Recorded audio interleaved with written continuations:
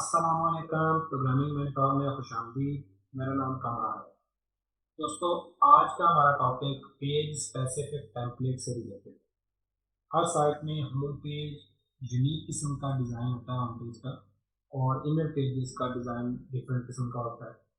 तो बाज़ दफ़ा आपके इनर पेजेस भी यूनिक डिज़ाइन के होते हैं, multiple inner pages like blog का पेज है या कोई ऐसे पेजेस है, अबाउट अस का पेज है, तो वो आपने उसको भी यूनिक किस्म के डिज़ाइन बनाए रहते हैं। तो इस चीज़ को अचीव करने के लिए हमें डिफरेंट किस्म की टेम्पलेट्स बनानी पड़ती हैं। ये काम हम ड्रूपल में कैसे कर सकते हैं, तो चलिए स्टार्ट करते हैं। लास्ट लेक्चर में हम लोगों ने टेम्पलेटिंग फ्लो को डिस्कस किया था कि हमारे एक पेज पे सबसे पहले कौन सी टेम्पलेट रेंडर होती है, और फिर इस तरह हमने पूरी हायरार्की को डिस्कस किया था। तो आज हम जो सेकंड लेवल की हायरार्की है वो पेज की हायरार्की है। तो पेज की टेम्पलेट को डिस्कस करते हैं। यहाँ पे हमारे पास पेज डॉट एचटीएमएल की टेम्पलेट पड़ी है। हर थीम में ये टेम्पलेट मौजूद होती है। अगर आप एक बिल्कुल क्लीन थीम यूज़ कर रहे हैं और उसमें ये टेम्पलेट नहीं है, तो आपने पेरेंट थीम से ये टेम्पलेट कॉपी करके अपने पेज में रख लेंगे। फॉर एग्जांपल, आप बूटस्ट्रैप का कोई बेस थीम यूज़ कर रहे हैं और आप उसका चाइल्ड थीम बनाने जा रहे हैं, तो आपके चाइल्ड थीम में ये टेम्पलेट नहीं होगी। आपने सिंपली बेस थीम से ये टेम्पलेट कॉपी करनी है और अपने टेम्पलेट्स के फोल्डर में टेम्पलेट प्लेस कर देंगे। अब हम चूंकि एक होम पेज की अलग टेम्पलेट बनाने जा रहे हैं, तो हमने क्या करना है, इस टेम्पलेट को, मेरे पास ऑलरेडी ये टेम्पलेट पड़ी है, मैं इसको कॉपी पेस्ट करके डुप्लीकेट करूँगा और यहाँ से इसको हमने रीनेम कर देना है। होम पेज की टेम्पलेट बनाने के लिए हमने जो है वो ड्रूपल के कुछ प्री डिफाइंड स्टैंडर्ड्स हैं जो कि टेम्पलेट्स को बनाने के लिए हम यूज़ करते हैं, लेकिन सब टेम्पलेट्स के लिए वो नहीं अवेलेबल। कुछ टेम्पलेट्स के लिए हैं, जैसे कि पेजेस की हैं या एचटीएमएल की टेम्पलेट्स हैं, ब्लॉग की हैं, टेक्सोनॉमीज की हैं। बट फॉर कंटेंट टाइप्स और कुछ ऐसी टेम्पलेट्स हैं जिनके लिए वो अवेलेबल नहीं है, तो हमने उसके लिए क्या यूज़ करना है वो भी हम आगे डिस्कस करते हैं। सबसे पहले होम पेज की टेम्पलेट बनाने के लिए हमने प्री डिफाइंड जो मेथड है उसको यूज़ करना है। तो वो मेथड है कि अगर आप होम पेज की टेम्पलेट बनाने जा रहे हैं, तो आपने यहाँ पे पेज के साथ डबल डैश और फ्रंट लिख देना है। इसका मतलब ये है कि फ्रंट पेज की जो टेम्पलेट है वो इससे एसोसिएट हो जाएगी। अब हम इसको ओपन करते हैं, तो हमने फ्रंट की टेम्पलेट को ओपन कर लिया। इसको चेक करने के लिए कि ये टेम्पलेट वर्क कर रही है या नहीं कर रही, हमने यहाँ पे सिंपल थोड़ा सा ऊपर टेक्स्ट लिख देते हैं। यहाँ पे मैं होम लिखता हूँ और इसको मैं सेव कर लेता हूँ। अब इसको चेक करने के लिए हमने एक दफ़ा कैशे क्लियर करनी है। जब तक हम कैशे क्लियर नहीं करेंगे, हमारी टेम्पलेट जो है वो अप्लाई नहीं होगी। तो कैशे क्लियर करते हैं और फिर चेक करते हैं इसको।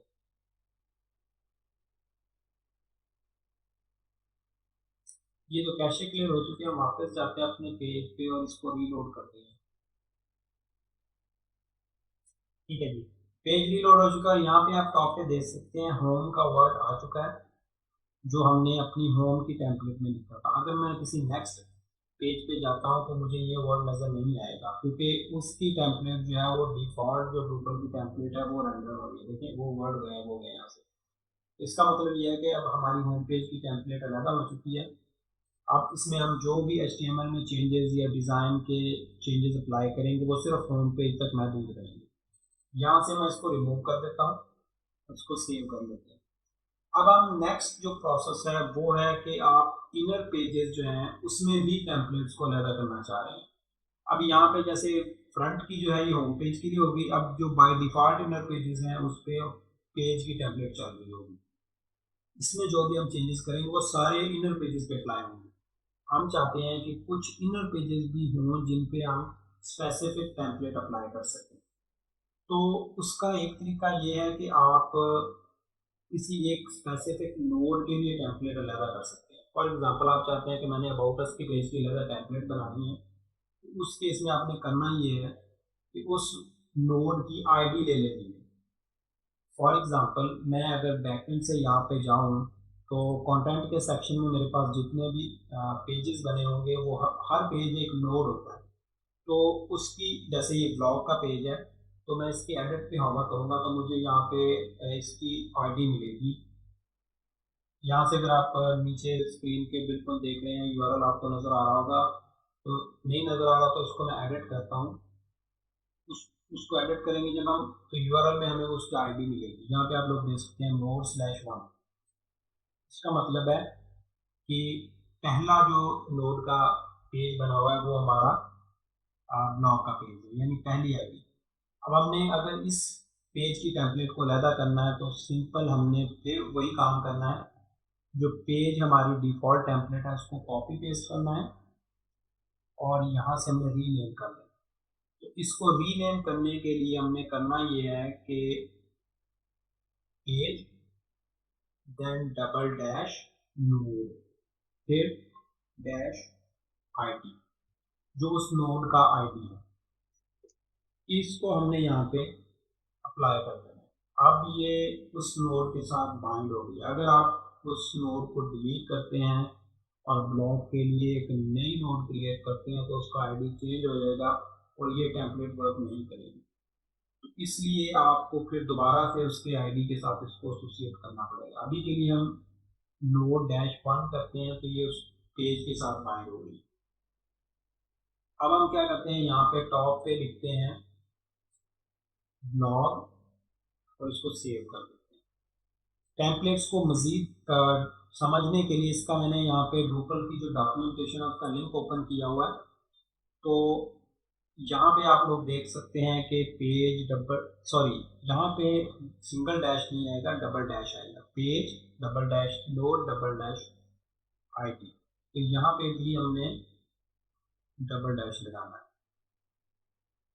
ठीक है, अब ये हमारी ब्लॉक की टेम्पलेट अलग होगी। इसको देखने के लिए हम क्या करते हैं, कैशे क्लियर करते हैं एक दफ़ा।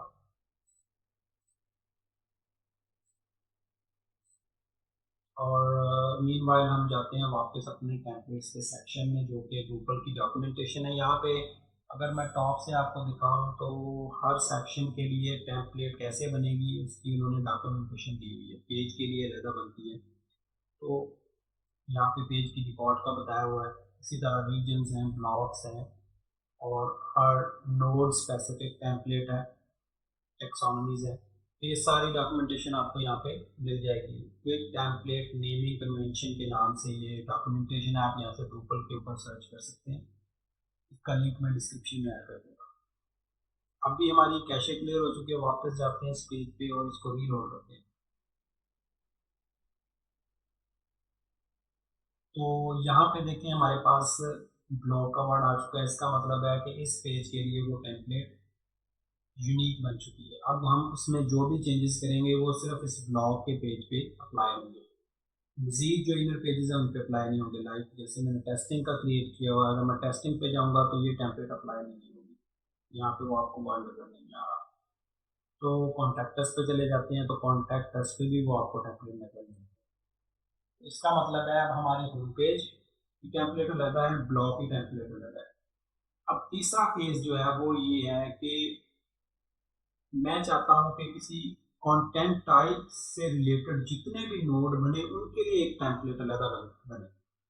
फॉर एग्जांपल मेरे पास ब्लॉग जो है वो एक कंटेंट टाइप है और मैं जो भी ब्लॉग पब्लिश करूँगा उसके लिए जो टेम्पलेट होगी वो एक टेम्पलेट सारे ब्लॉग्स पे अप्लाई होती है। तो ये हमारा तीसरा केस है। तो इस चीज़ को बाय डिफ़ॉल्ट ड्रूपल ये चीज़ नहीं प्रोवाइड करता। इस चीज़ को अचीव करने के लिए हमें ड्रूपल का एक मेथड है हुक सजेशंस का।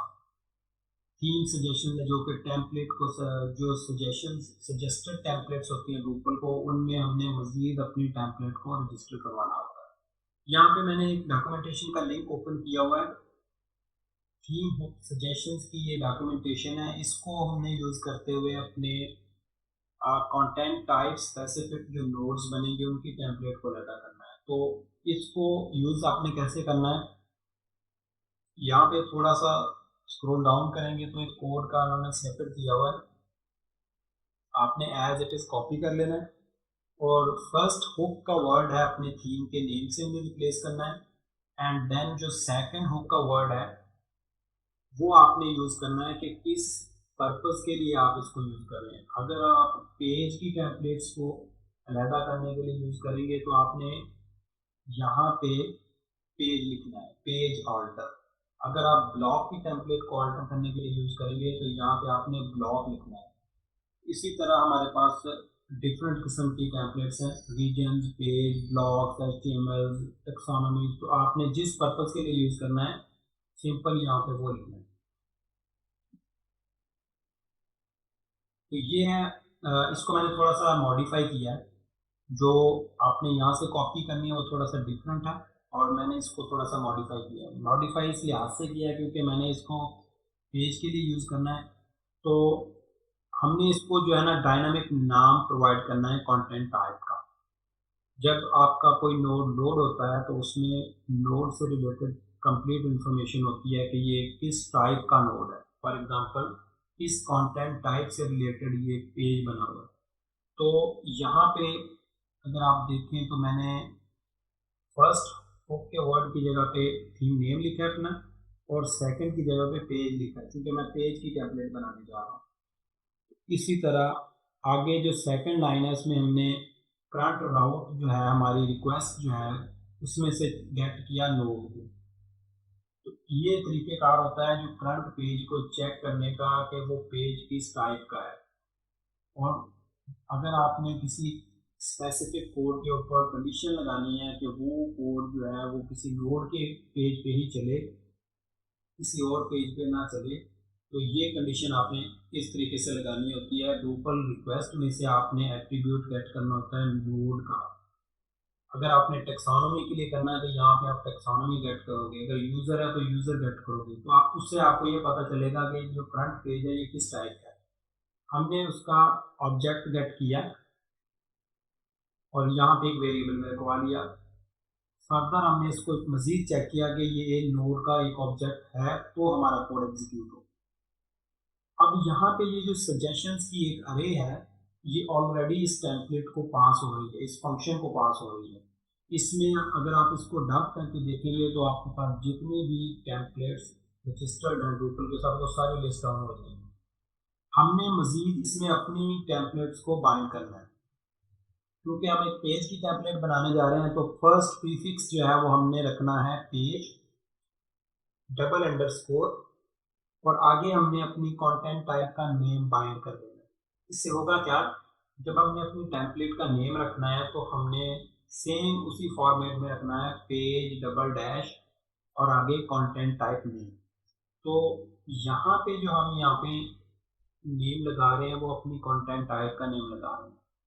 ड्रूपल जब टेम्पलेट को एग्जीक्यूट करेगा तो वो सबसे पहले रीड करेगा page word and then double dash के साथ अगर उसे इस कंटेंट टाइप का नेम मिलेगा किसी टाइप का टेम्पलेट नेम्स में से तो वो उसके साथ उसको एसोसिएट कर देगा, तो वो टेम्पलेट रेंडर हो जाएगी। अब हम इसको चेक करने के लिए यहाँ पे ये मैंने इसको सेव कर दिया और इसकी हम कैशे क्रिएट करते हैं। उससे पहले हम टेम्पलेट क्रिएट कर लेते हैं। तो ये जो हमने टेम्पलेट बनाई थी पेज नोड डैश वन, ये स्पेसिफिक एक नोड के पेज पे एग्जीक्यूट होगी जिसकी आईडी वन है।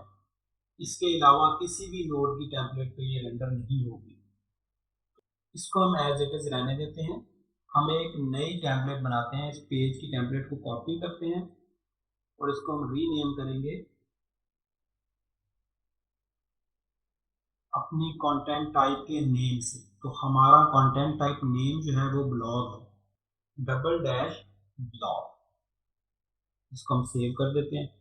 अब ये जो टेम्पलेट है ये ब्लॉग कंटेंट टाइप के हर नोड के केस में एग्जीक्यूट होगी। तो मैं यहाँ पे जाता हूँ और टॉप पे लिख देता हूँ ब्लॉग डिटेल पेज। ये एक टेक्स्ट है, इसको हम टेस्ट करने के लिए लिख रहे हैं। अब हमने करना ये है कि कैशे क्लियर करते हैं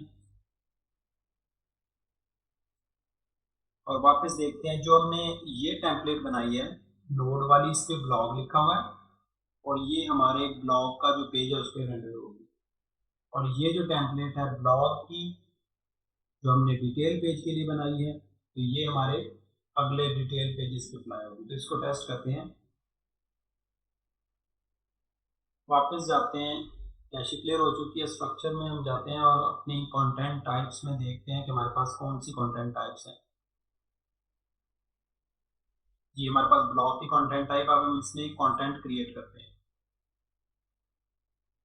एक कंटेंट ऑलरेडी हमने क्रिएट किया हुआ ब्लॉग टेस्टिंग के नाम से, और एक हम और क्रिएट कर लेते हैं ताकि दोनों पेजेस को जब हम ओपन करें तो हमें पता चले कि वाकई डिटेल पेज पे वो टेम्पलेट अप्लाई हो रही है। तो यहाँ पे मैं टेस्टिंग 2 लिख देता हूँ और सिंपली इसको पब्लिश कर देता हूँ।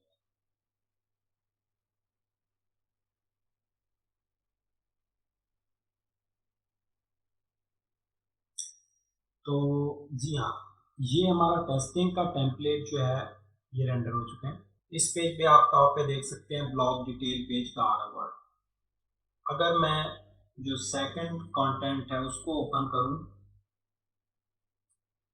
जो कि ब्लॉग टेस्टिंग है, तो इस पे भी वही वर्ड नज़र आना चाहिए, क्योंकि ये दोनों कंटेंट जो हैं ये ब्लॉग की कंटेंट टाइप से रिलेटेड है, और ये टेम्पलेट जो हमने अभी क्रिएट किया ब्लॉग की कंटेंट टाइप के लिए, ये उसके लिए रेंडर हो रहे हैं।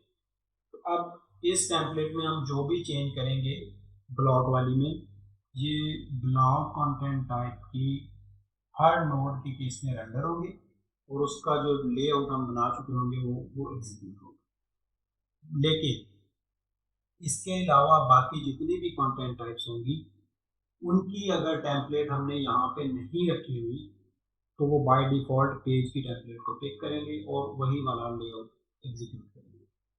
तो इस तरीके से हम हर पेज की हर कंटेंट टाइप स्पेसिफिक टेम्पलेट को अलग कर सकते हैं।